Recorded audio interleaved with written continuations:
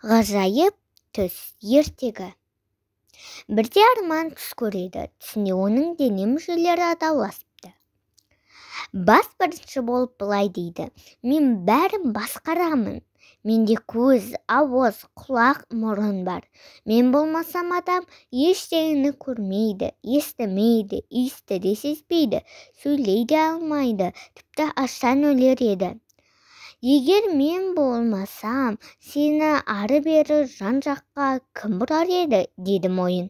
Осы кезде қызу таласқа қол араласты.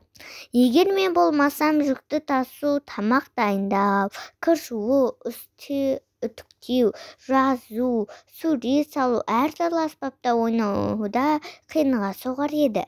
Bir кезде кеуденің де шыдамы таусылып, менше, егер мен болмасам, адам болар ма едің? Мойын, сенде қайда қалар едің? Қол, аяқ, сендер ше, деді. Ал сендер біздің арқамызда мектепке, дүкенге, киноға барасыңдар. Күні бойы жүгіреміз, сонда да рахмет айтпайсыңдар, деді аяқ.